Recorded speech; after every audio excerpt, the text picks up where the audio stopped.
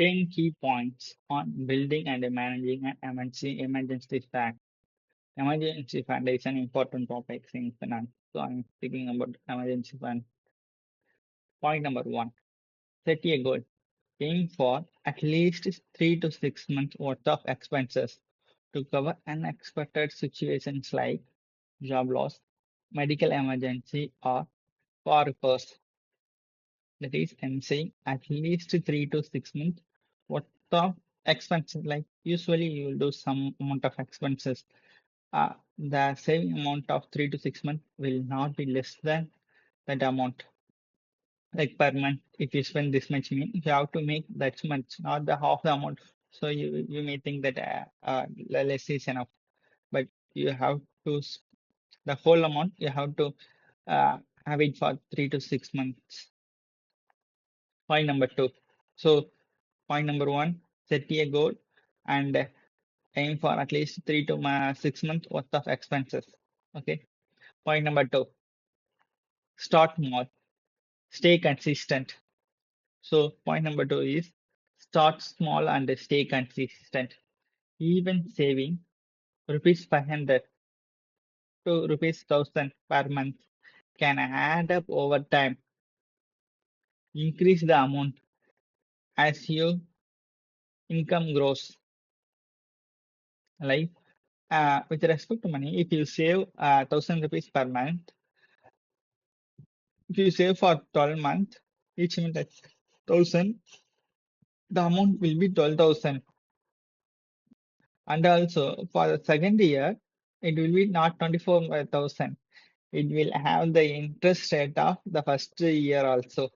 First year amount and then second year amount. Point number three, separate account. Keep your emergency fund in a high interest rate savings account or a liquid mutual fund to ensure easy access while earning some returns. So third point is have a separate account, especially for emergency fund. Keep your emergency fund in a high interest rate saving account. It should be saving accounts or a liquid mutual fund to ensure easy access while earning some interest. So you will also get some interest also.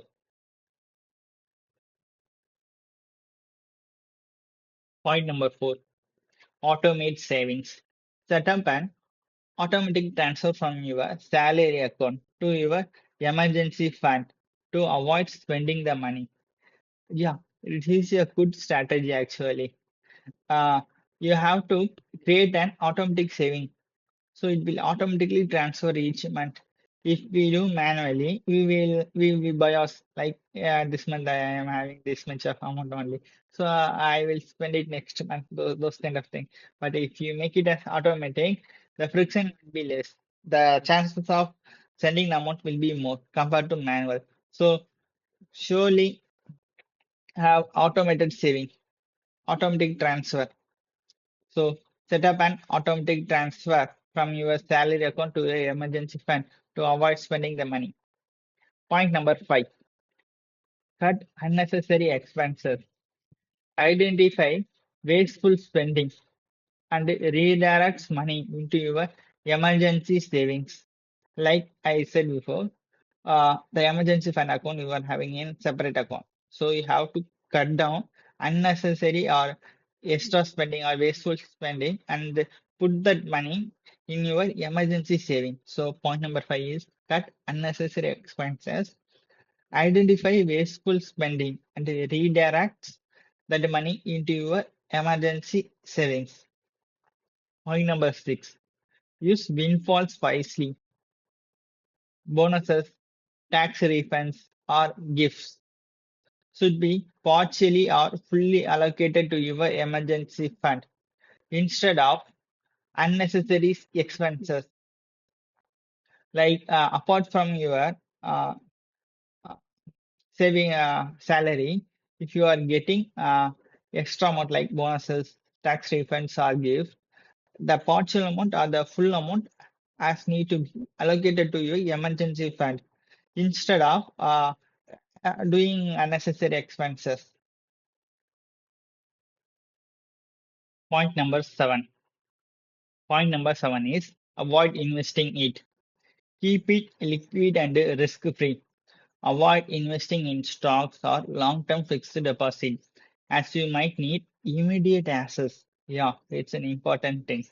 Here, the point is we need it as an immediate asset. So we have to keep it as liquid and risk free. So don't invest in stocks or long term fixed deposits. Point number eight, adjust based on life changes. If your expenses increases due to marriage, kids, or a home loan, increase your emergency saving accordingly. Yeah, this is the thing which we like we will consider for some only, but we have to consider emergency for more number of things in our life, like adjust based on life changes. If your expenses increase due to marriage, for marriage you have to increase your emergency fund. If you have kids, your emergency fund increases. Or yeah, for example, for a home loan, so you have to increase your emergency savings accordingly. Point number nine, use only for true emergencies. Medical emergency, sudden job loss, or essential repair qualify. Shopping, vacations, or luxury items do not. So only if it is true emergency, you have to spend that emergency amount, like medical, job loss, or repairs, essential repairs, and not for shopping, vacation, or luxury items. Point number 10. Refill after using. If you withdraw from your emergency fund, replenish it as soon as possible to stay prepared for future crises. It's a very, very, very important thing. Like the mistake, yeah, some of the people are doing. That is, if there is an emergency, they were spending that amount, but they were earning some amount, but they were spend that amount. Instead of spending that amount fully for unnecessary thing, you have to replenish the emergency fund amount as soon as possible because it will make us to prepare for future crisis because we don't know when it will happen. So you have to replenish it as soon as possible. The emergency fund always needed to be, or most of the time needs to be filled. Even if you use it, refill it faster. So refill after using is the point number 10.